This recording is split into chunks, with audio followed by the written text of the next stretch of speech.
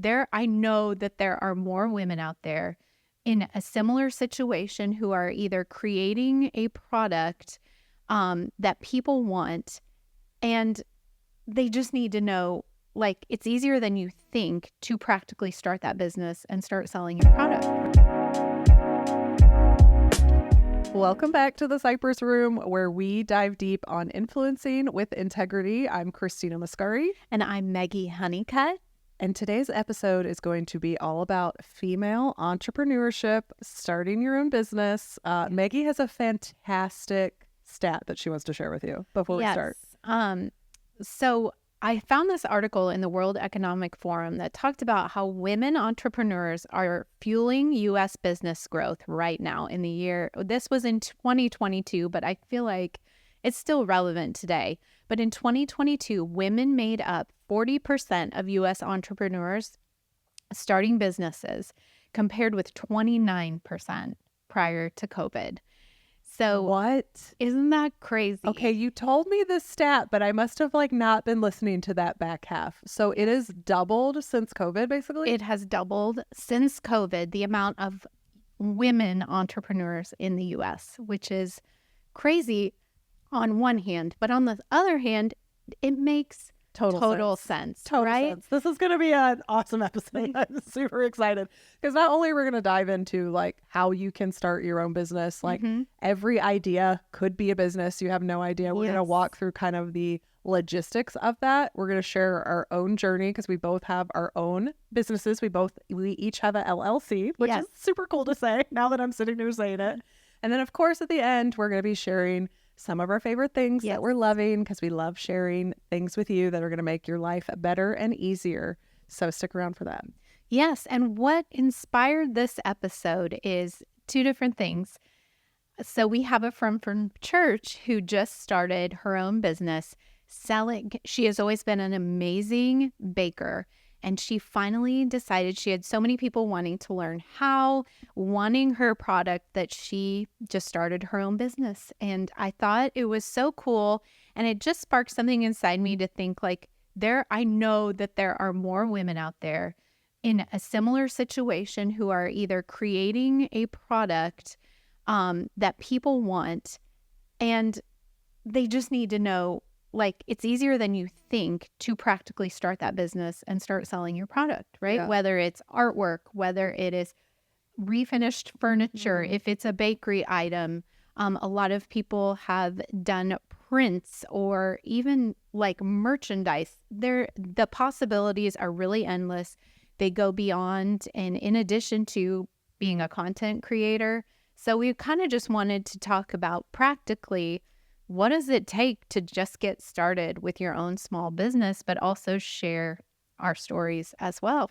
Yeah. And when you were saying this to me, I talk about content creation a lot, and it's been very successful for me. And I have been able to make a lot more on my content than I ever could on my products. But if you're looking to dive into the business world, the fastest way you are going to make money is by selling your own product. And, people who make it big in the influencing industry, who are content creators, the ones that are doing really, really well, they also have started their own brands and are either selling physical or digital products. So I'm really intrigued to talk about this, because being a content creator is a long haul. You kind of have to be creating content for a while to start making money at it and start seeing those brand partnerships and, to get monetized on YouTube and all those things. To see financial benefit from your content when you don't have a product is a long haul.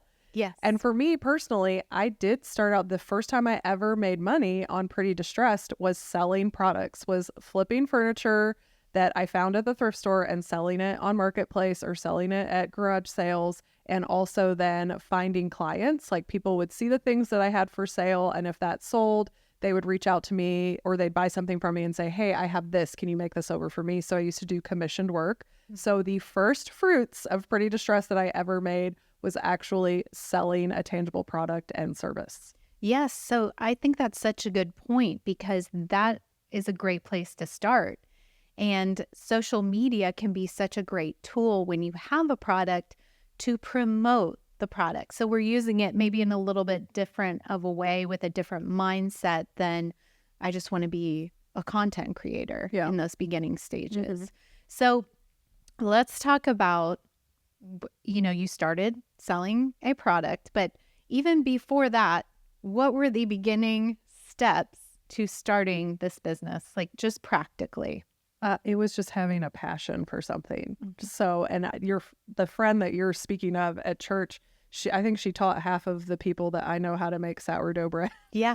And especially during the pandemic, like she had the starter that she was sharing with everybody and would show everybody how to do it. And people asked about that in the first place because she would make sourdough for people and gift it to people. So you have to start somewhere of having a passion or something, and you have to like share it with people. You can't just be keeping it to yourself. For some reason, when I started doing furniture, I did it because I wanted to furnish our home and we didn't have a lot of money to buy things. So I wanted to make things that looked like Pottery Barn, that looked like Restoration Hardware. So I figured out how to take old things or the things that I already had in my home and make them over to look like that. That I was doing for me, to personal benefit for my home. But I wanted people to see it. Like I was proud of the stuff that I had. Yeah. So I started sharing it on Instagram. And at that point, my Instagram was just my personal Instagram account. My Facebook was my personal, account. And as people that were in my life, my family and my friends, I had to be vulnerable and show that to them first. And when they saw it and had a positive reaction to it, I'm like, well, they're either just being nice or I have something here. So I'm going to shoot my shot and start putting this out on like a public platform, and started a blog, started a business Facebook page. I eventually switched my Instagram over to a public page, but I just started sharing the before and afters because that was the fun process for me. That's what I like to watch on HGTV. And I started sharing it with people, and then it gained traction from there. Yeah, I love that. But it had to be like vulnerable and put myself out there and share what I was doing and what I liked. Yes.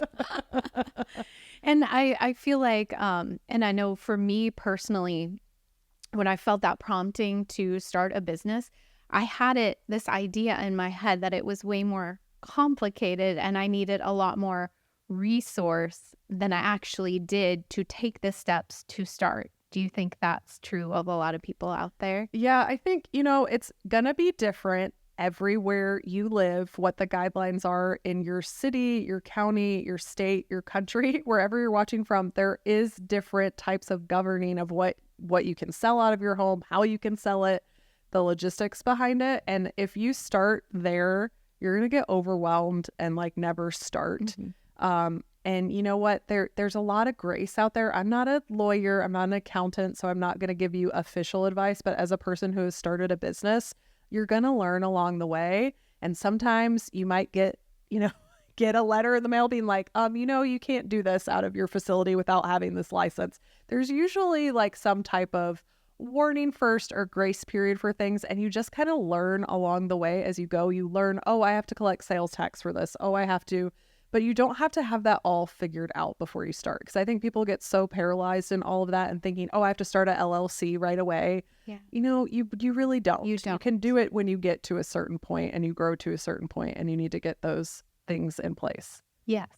And so for me, when I first felt that prompting, I had been working for you and it was a service-based business, providing a service, for her business. And then I started having other people ask me if I would be willing to do that same service for them. And I got asked so many times at some point I felt like, okay, I'm going to start this. So what I did, first of all, I had a name. That was like the first thing I did. And then I went and I bought my URL and got my social handles and an email address, and I did a Google Workspace. So just practically, I felt like those were the basic things that I needed. And then from that point, I worked really as an independent contractor and had the people that I work for 1099 me. So I'm not a tax expert either, but this is how I did it in the beginning and found that that's what worked for me in the amount of income I was bringing in and generating. That worked best. And that was really all I needed was my social handles, a URL for a website, which I haven't even set up yet. I just wanted to reserve it for the future. And my email address and Google Workspace. And yeah, I was off and running. I did also use Canva for different logo things and graphics. So it really was not a lot of things I needed to really get started. And so that was kind of how I jumped in to starting a business. It just sounds like taking a step forward too, because when I started, I made up my own logo. We didn't have Canva back then, so y'all are doing a lot better than we were back in the day. I think I created mine through PicMonkey maybe, which I still kind of use it sometimes, but it was a long time before I ever hired somebody to create a logo for me. I did get the URL too, and I started using mine right away because I was blogging. So if you do have a business idea, it doesn't cost a lot of money just to reserve that URL. If you have that, that word in mind that you want to like name your business, I do recommend doing a Google search to see if there's other businesses like yours that are using that word, because you might find there are a lot of people using that name even though you didn't know about it, and you can't just claim, oh, I didn't know. It's very easy to do a Google search as you're coming up with, oh, what should my brand name be or whatever. But these days, honestly, if I were you, I would just make your brand your name. Yeah. Because it's always going to be related to you, whatever area you want to go in. It's going to be your name. It's going to be easy for people to find. So that's just like an aside. I think we used to always have to come up with a company name, but sometimes if you're going to be out in the work world and, if you're scared about privacy and stuff, people can find you. They can find where you live. They can find everything about you very quickly. So don't be so intimidated about that, because I think that's something that held me back in the beginning was thinking about privacy. But if you're putting yourself out there, people are with the day and age of the internet, they're going to be able to find you. So that's a great thing too that you can think of as maybe possibly just using your name if you can't come up with a brand name. Yeah. And maybe should we talk a little bit about how, we recently also started a new brand, and what did we do?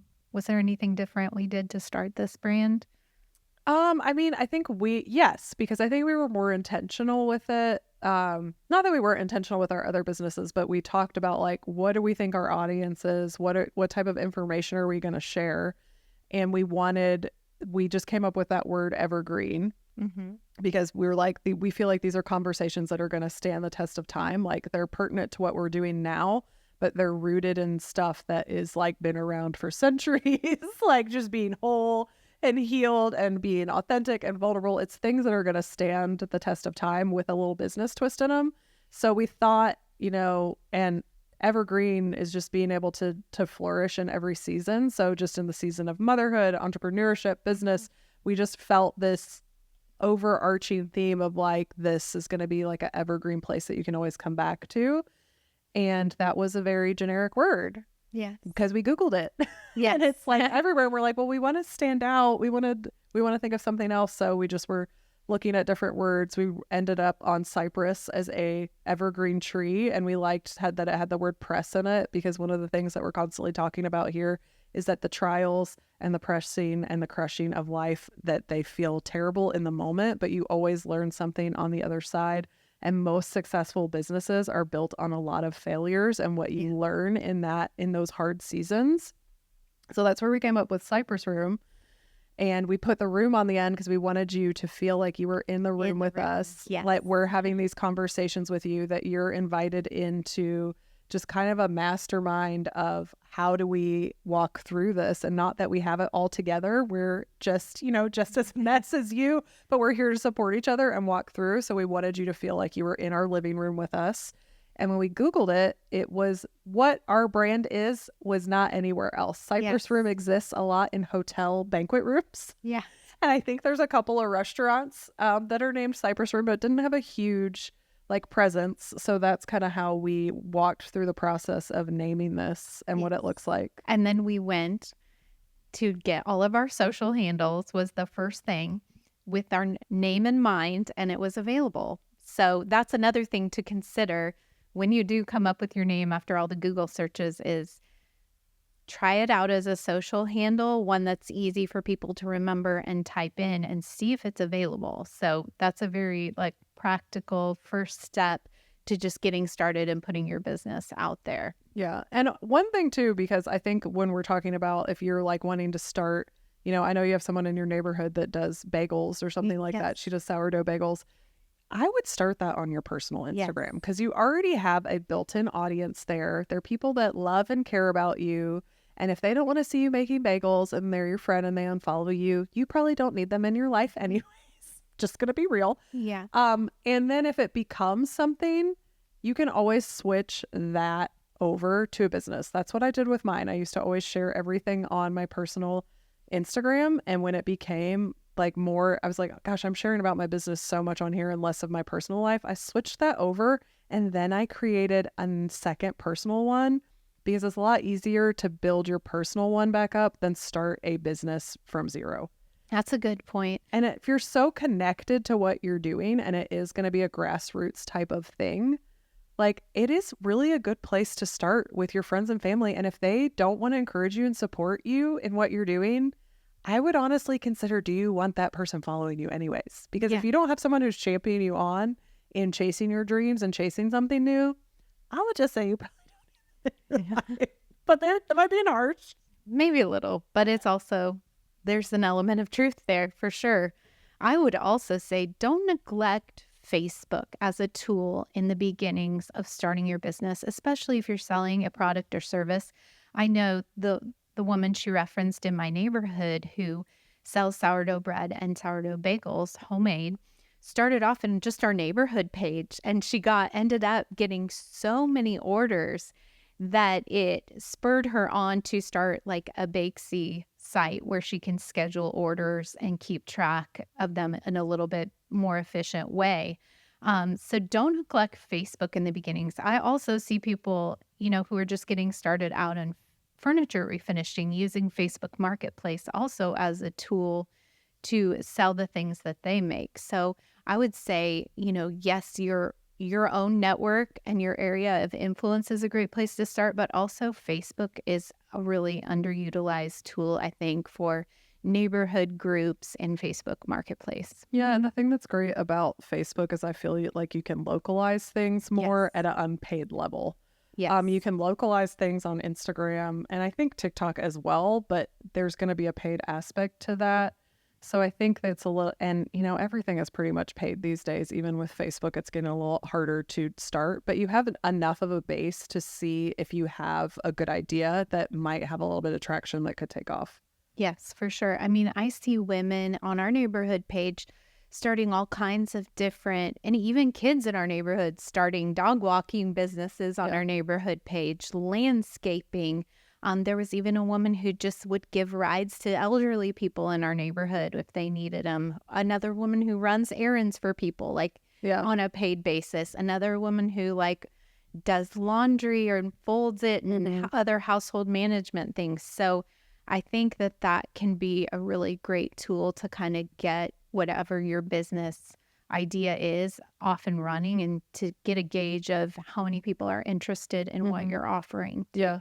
I have a friend who is doing like a elf on a shelf business. I think she's been doing it for several years. Such a good idea. She's just been doing it for my friends, I think, for the past several years and selling those kits. And I think she's figured out how to do it well enough that she teamed up with another gal who was doing the same thing. And this is their first official launch for the season. And I've never done elf on a shelf because it seems too overwhelming. You have to move this elf around every day on the Christmas season, leading up to the Christmas. It seems really fun, but you have to set up these different scenarios every day. Well, my friend has created those scenarios for you in a calendar and she ships you everything that you need. That is so it's genius. So I will link her information down in the description box if you are someone who really wants to do that, but you've always been like, oh, that's so overwhelming.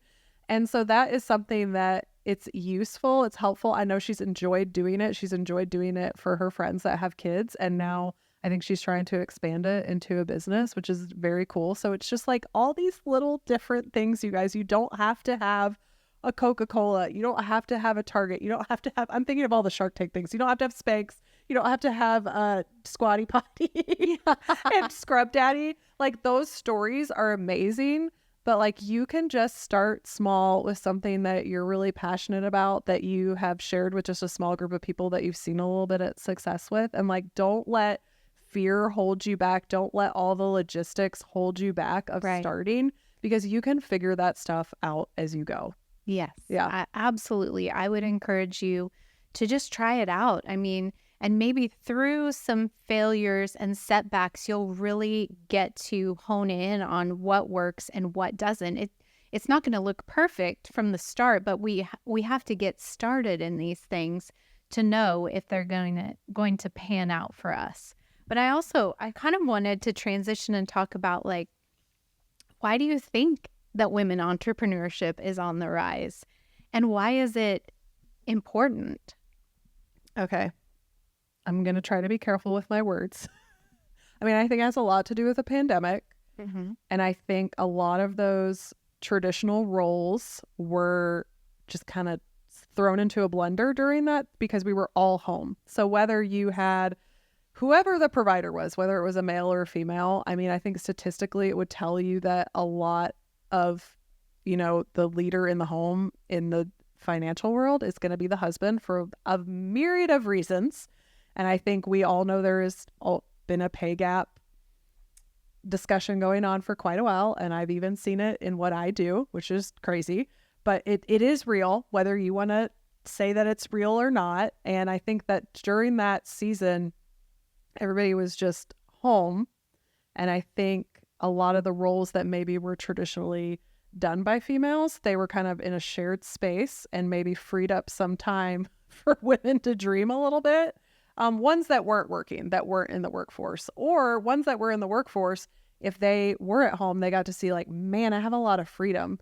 And when stuff started picking back up and they had to do the hybrid thing or whatever, they're like, I don't want to do this anymore. And they started seeing, like, everybody on the internet baking or everybody sharing. I mean, there were so many people that came up and out of that era that they're like, well, maybe I can do this. Maybe I can just be a consultant and do what I'm doing and do it for other companies. I think it just slowed everything down where you could really get off that hamster wheel and say, is this really what I want? What type of skills do I have? And how can I take more control of my life and my business? Yes, I think it also kind of fast-tracked a lot of technology and resources available to doing things remotely and digitally, which certainly benefits anybody who wants to start a business.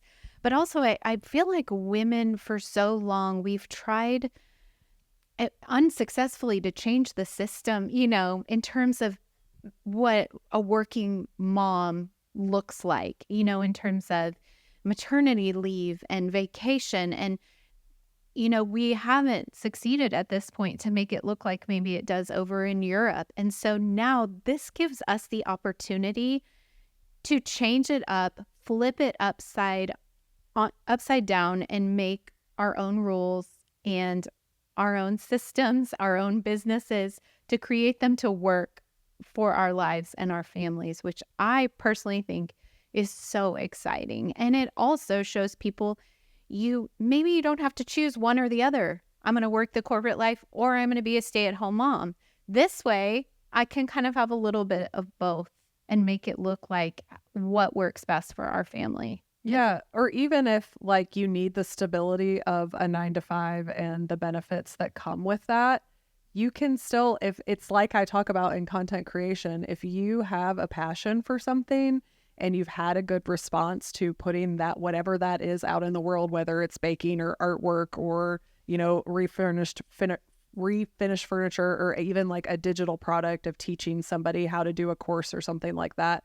If you've had success in that and you enjoy doing it, maybe do both for a while and see, like, if you can eventually leave that corporate job and have more control over your life. Like, take that chance, take that risk, and just see what happens. Yes, I honestly, those numbers get me excited, and I just hope they increase, because I still feel like I know, and we know so many women, and we talked about this in our last podcast, even our friend we talked about to at church the other day, that have these great ideas, these great stories, but they just haven't taken that step of faith yet to practically get started because they don't know where to start. Mm-hmm. So let's talk just practically, like a list. Where does somebody start? Like, what are the basic things that they would need to get started? I think you're a better person to answer You that think question me? because you intentionally started a business. I like back-ended into a business. Okay, Like well, I then I started could do doing it too. things and then I was like, oh, wait, I think this is a business. So, and you just did it like 2 years ago or a year ago. So yours Yeah, has we're coming up on 3 years on 3 next year, years. so a little over 2 years at this point. Okay, for me, the very basics were a URL, social handles, Canva, or some kind of what would you call that site? A graphic design website? Is that what it's called? Yeah. A good iPhone for camera, for pictures and video. Yeah. And I would say if you're going to be selling a product or service, you need some kind of ordering platform or website. Okay. And that might even be one step ahead after you've done like a Facebook neighborhood page or your personal Instagram or Facebook Marketplace. But I really think it's that simple. Yeah. And obviously that's a list after you've done your research to know, if there's certain requirements for where you live. But Yeah. it really is that basic. Yeah. And if you don't want to like set up your own website and do all of that, you can start out on Etsy. I've never Yes. sold on Etsy, so I don't have a personal opinion to share with you. And I know there's negative opinions out there about it. And I know there's positive comments about it out there, but it is a platform that already exists that you can just upload your stuff on. You are going to be sharing profits with them. So just figure out how that works. Because if you are selling a product that is not, I know we keep talking about like baking products, but they have to sell those locally. They're not going to be shipping those across the country. But if you like make baby hats, if you are like making shirts, that's something you can ship across the country on your own. So you might, you expand your audience. You are not so, niche down. So you can use Instagram, you can use TikTok, and maybe try to work on making some viral type of content that is going to sell your products. There are so many people that have gone viral on TikTok just like making tie-dyed shirts that have a full-blown business now, and like they'll show like, here's all my orders coming in. So it's like, if your dream is to like make something, have that social media aspect, not like let it run your life, but just document what you're doing. Yes. And the story behind it. Yeah. I know I follow this creator who he creates digital prints of his artwork, and they're all about Bible stories, but they're these fine detail prints, and he has a story and a verse. And so he gets on and tells like what inspired this and where it's from in the Bible. And he went viral on Instagram, and it came up in my feed, and I was like, oh, I might want to buy those one day. So I saved it. Okay. And that's how he drives people to his Etsy site. Yeah, I know it's really smart. There are a ton of artists. Like if you're a working artist, I know a lot of them are just documenting their process, and they're making individual one-of-a-kind prints, okay? But they're creating, they're letting people into what they're doing, and then they're able to sell that product on there. So it's like free marketing. So it's that whole thing that we talk about of just like documenting your day and creating content out of that, instead of trying to come up with viral content and focusing so much on that content. If you just document what you're doing, that is a very easy way to market your stuff and just throw that up on social media. And if something happens with it, great. If nothing happens with it, at least you have like content to put out there and possibly like push your stuff. Yeah. There's a lot of artists that I follow that they do just really cool stuff on TikTok, and I enjoy watching them. Yeah. I know people get so creative with how they market their products and services on social media. Yeah. I think it's really neat to see. Okay, so there are a couple of new up and coming resources that I wanted us to talk about for anyone out there who is a small business owner who is selling a product. And there's two different platforms that are allowing business owners to just expand their reach. So I wanted to talk about this today. And the first one is TikTok Shop. Now, if you're on the platform, I am sure your feed has been inundated with TikTok Shop. And maybe you're like me wondering, like, is this legit? Like, can I really buy something through here? Well, the answer is yes. And so I wanted to talk about TikTok Shop and the opportunity that it offers you if you want to start a small business, or if you already have one and you're selling some kind of product, a physical product, or even like an e-course or digital art, things like that. and it's to open up your own TikTok shop. And so I'm going to read just what TikTok says about their TikTok shop. Okay, I'm excited to hear about this because I know nothing about this because I don't sell any physical products. So I don't have room for this information. So I'm excited to hear about this. Yeah. And just a side note, these platforms, even YouTube is really expanding their offerings for people to shop in the platforms. Yeah. They're wanting people to stay on the platform. So they're offering creators these opportunities within the platform to sell their products. So I think that is really neat. Yeah, and it makes it really seamless if you have products and you do put them on TikTok Shop, which Meggie's going to tell us how we do that. You can reach out to creators or send them free samples or whatever and try to get, some marketing going that way. So that's really exciting. Yeah, it's just another opportunity for you as a business owner to just expand the reach on each of these platforms to just a wider variety of customers. So from TikTok's website, the way they describe TikTok Shop, it says, powered by TikTok's unique discovery engine, TikTok Shop enables brands and sellers to showcase and sell products directly on TikTok through a suite of in-app shopping touchpoints. No matter your business size, follower count, or content expertise, you can find the tools and partners you need to grow.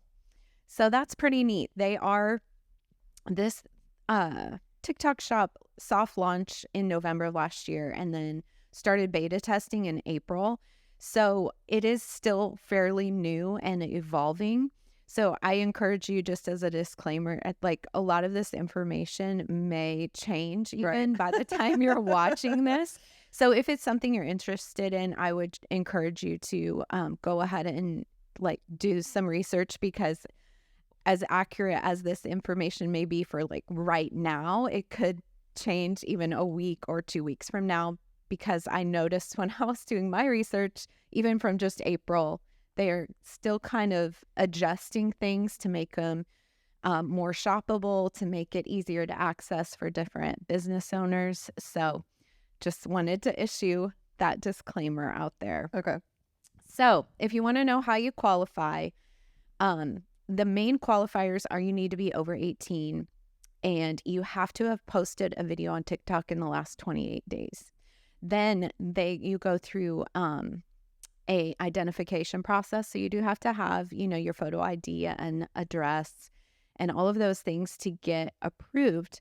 And they do claim that they vet all of their merchants on TikTok Shop. So for those of us who are questioning, is this legit? If I order this, am I going to get the product? Is it a scam?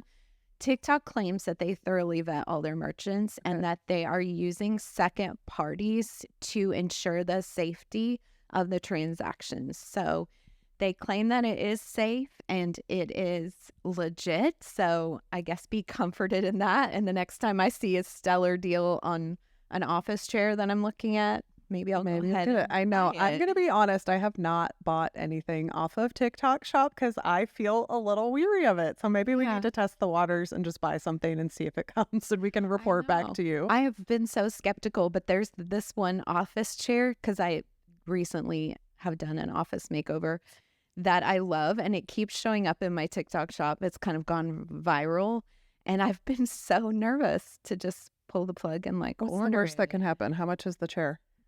It's under $100. That's the other thing. It seems like the deals are seems like a lot. too good to be true.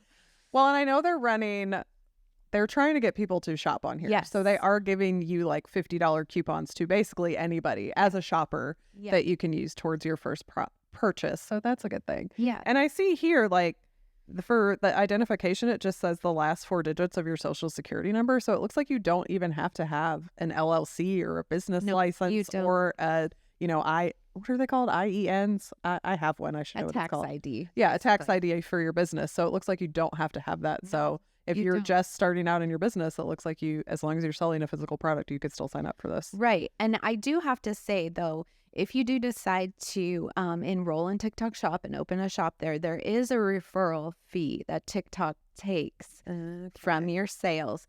And it looks like in the beginning, they were incentivizing people to get on TikTok Shop by waiving referral fees for the first 90 days. But it looks like that ended in September. So I don't know if they'll run more things like that to encourage people to get on TikTok Shop, but it is something they've done in the past. And they don't reveal their referral fee on their website. I will say that. But when I did my research, people were commenting that it was about 5%. So 5% per product? Of sales. Of sales. That doesn't sound that unreasonable. No, I didn't think so either. But yeah, so just a great opportunity for you. They talk about how selling on TikTok allows you to reach like just such a new audience with the younger demographic, because they are so focused on being a search engine for people. They really are trying to develop the app. It seems to be like that one-stop shop that you don't have to leave. They want you to be able to search whatever you need, be able to buy products you're interested in, all within the app. So that's great if you're wanting to open a shop there. It does take about 2 to 6 days to get approved. And once you are approved, there's a variety of different ways within the platform that you can sell your products. You can do live shopping videos where you basically do a TikTok live, demonstrate, talk about your products. And as people are tuning in live, they have the ability to purchase your product right there. Shoppable videos. You can open up your own shop page in TikTok within the app. And then the shop tab, which is your online marketplace within TikTok. So they are really pushing this shop TikTok content right now. You've seen all the discounts that they're offering, discount codes. It's overwhelming our feed. So I would say now would be an excellent time if it's something you're interested in and you do have a product that you kind of want to get up and running and start selling on a larger platform. It's a great opportunity. Yeah, and I just know in my feed, because I'm a TikToker, Yeah. I like to scroll TikTok. I've said that on here several times. These videos, these shoppable videos, they are really starting to push. They're giving those videos priority. They are. So it might show up more than those, entertainment videos and everything that people like to watch on there. They're going to push that because they're making commissions off of it. So it'll be interesting to see also how the audience responds, because I've been doing it for a while and this has already been tested, in other countries and is working. It's just they've brought it to the US now. So it'll be just really interesting to see how our shopping patterns change. Because like you said, YouTube is doing this. Yes. I think you have another platform we're going to talk about that is prioritizing shopping. So they really want you shopping in these apps so that you don't leave. Yes. And I just think it's so neat for small business owners, especially on TikTok, because they are saying it doesn't matter your size or follower count, all of that right now.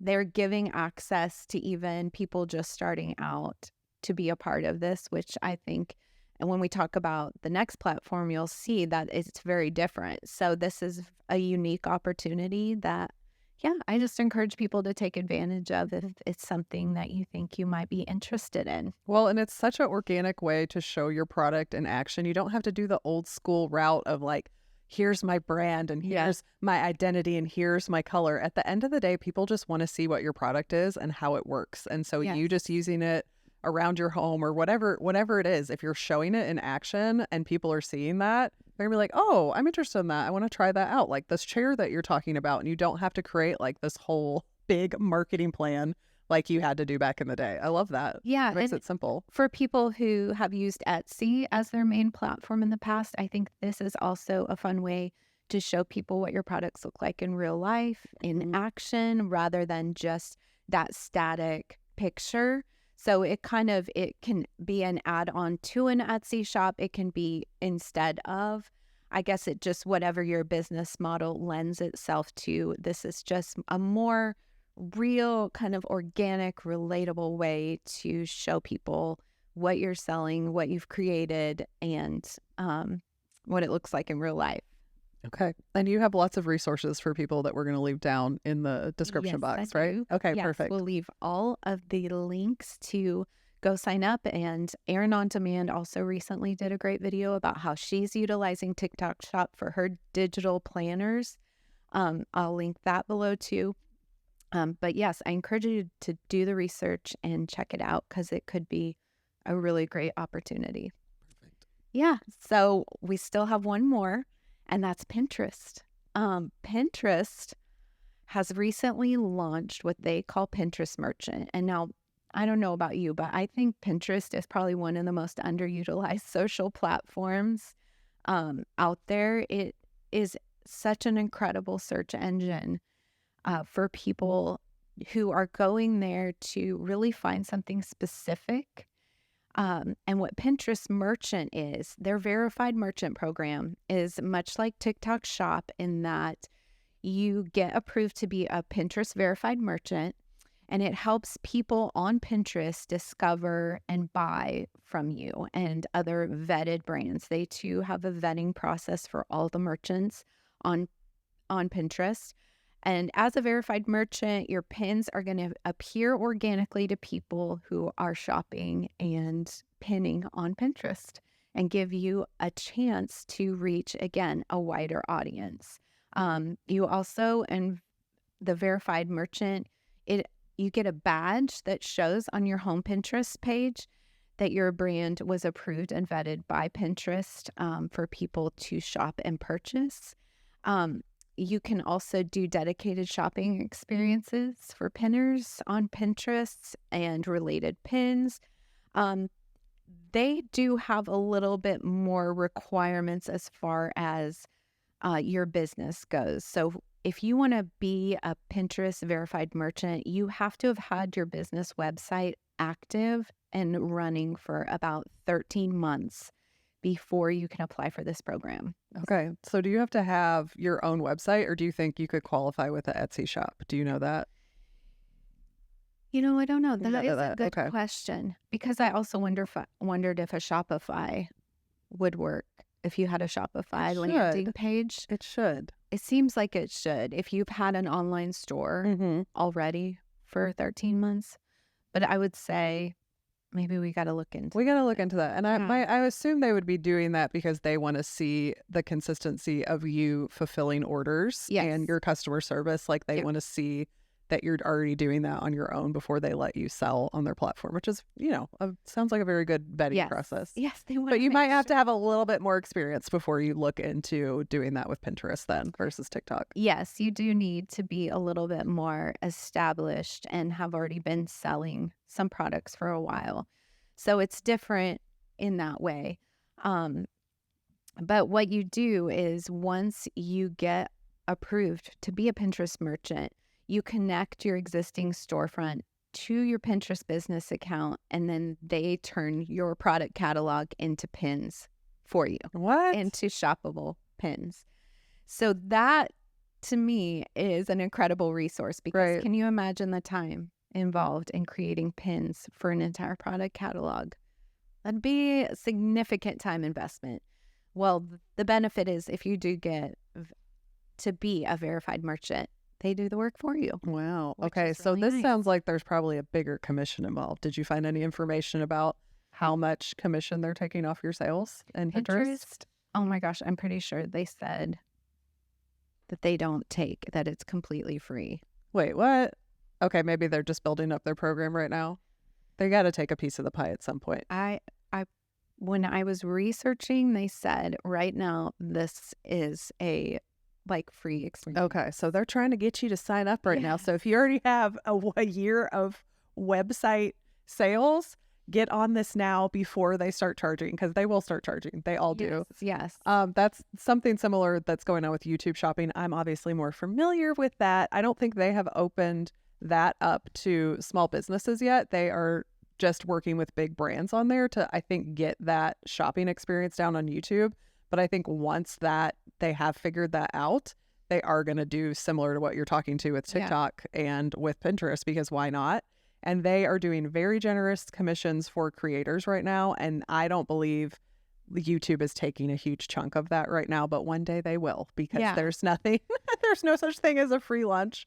So definitely jump on these programs now before they become more established, because you're going to, make more money in the interim before they raise the commissions they're going to be taking off of these sales. Right. And if it's something that, especially for Pinterest merchant, that you think maybe down the, I haven't had my business website up for 13 months yet, but that's a great opportunity when I get to that point, start your Pinterest account now, because one of the eligibility requirements is your Pinterest business account has to be at least 3 months old, and you need to have been like active on there within those 3 months. So okay, perfect. So even if you're not selling, take the steps now. Like even on TikTok, if you don't even have a TikTok yet, start your TikTok and start, you have to have that one that's 28 days old. Isn't that what you said? Yes. So start your TikTok today. Do those actionable steps to move forward to be selling on these platforms one day, because it's definitely the future of the way that people are going to be shopping. It is. And it really represents such a way to extend your reach beyond what you could just in your everyday through Facebook Marketplace. Right now, the way that they are pushing this TikTok shop, especially out there, it's a way for you to gain access to an entirely new customer base and really launch, your business and start monetizing it. So I think it's really exciting. Well, thank you for doing all the hard work of talking about these programs and researching them for us. It makes me want to come up with a product. I know. And just a disclaimer, we aren't experts at it. No. We aren't currently selling any products. We're just kind of doing some research to get you the information so that you can be encouraged that there is really just such a wide array of resources out there right now. If you're thinking of starting a business, or if you've kind of been dabbling in it for a little while, to give you that push to just kind of go ahead and get started. I just want to encourage anybody out there. I always thought I was just going to be like a corporate worker. Like I just needed that direction and like a boss and somebody to just tell me what to do. I never wanted to be an entrepreneur or thought I had the ability or the capacity to do it. And so I just encourage anyone else out there who feels that same way. If there's something that's been stirring in your heart, a business to start, you have a side passion that you really enjoy, to take the leap of faith, that it's really is easier than you think. And I think that fear of failure keeps a lot of us from stepping into these businesses. But I think that you'll shape your strategy and your business as you experience some failures and some pushback. And I definitely think that it is worth it. So I just encourage you to take this step of faith and get started. Yeah. And I wish we had more experience selling tangible products, because I feel like that's an easier business to start. Maybe it's not, though. So if you have experience making something and trying to sell it, let us know about your experience down in the comments. Like I said, it's an easier way to make money faster off of a product than it is, depending on what it is, because you do have to put money into making your products. And it really is as easy as only having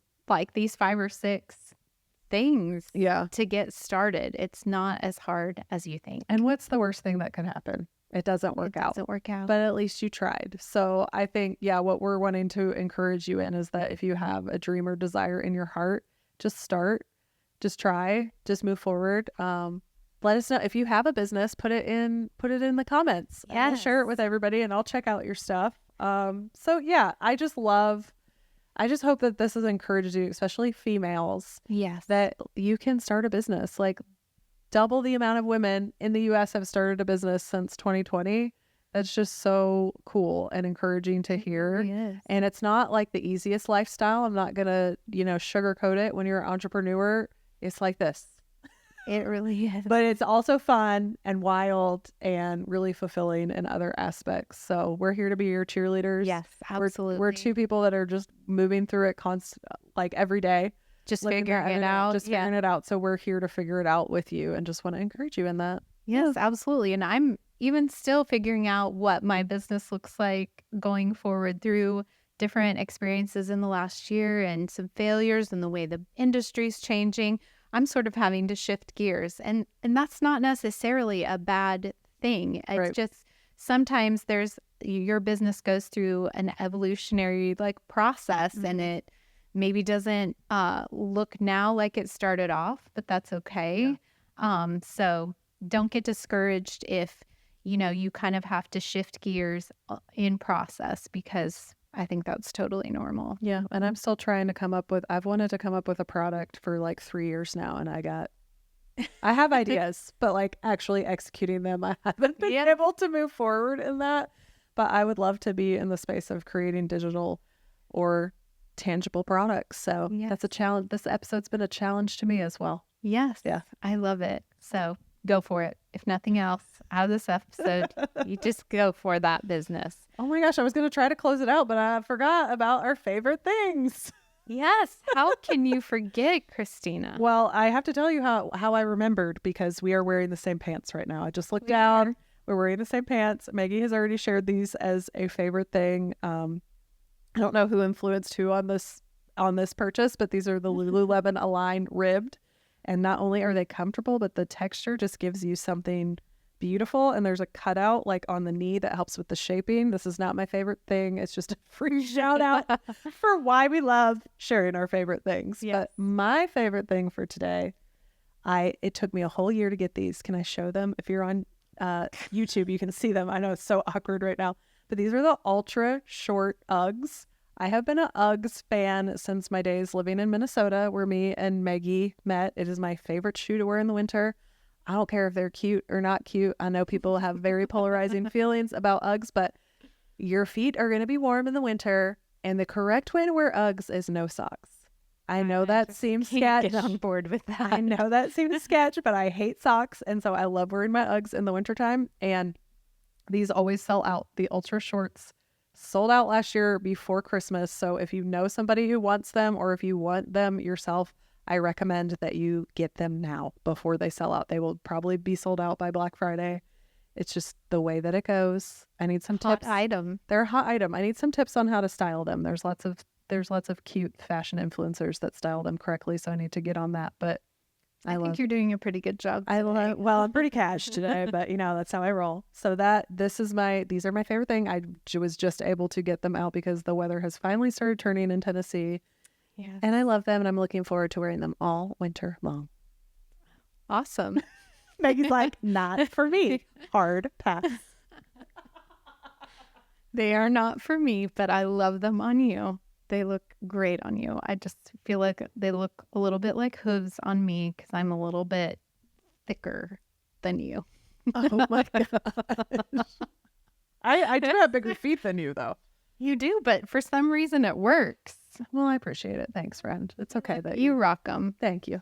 I can't rock them myself. It's okay. Please let me know in the comments if you're team Uggs or team no way. Because it's a very polarizing topic. It is. I used to wear them when we lived in colder climates because it was like necessary. Right. Here, not so much. In Tennessee, not so much. Not so much, but still very on trend and very fashionable for this winter. So my favorite thing is I actually just recently found a new tinted sunscreen that I absolutely love, and it's this Super Goop Glow Screen. And I have super, super dry skin. And a lot of sunscreen products like sting my skin when I put them on, and this does not. And it also gives this beautiful glow, and my makeup goes on flawlessly. And I love it. It's a little bit expensive. There is an imitation by e.l.f. That I have also tried, and it's very similar, but I still like, of course, I always like the more expensive one better. But that's my favorite thing. Okay, tell me what you didn't like about the e.l.f. one, because I know a lot of people have been talking about that as comparable to. It is very comparable. The thing that I didn't like is the Super Goop is truly unscented, which I prefer, and the e.l.f. has a little bit of a scent, and it smells like sunscreen.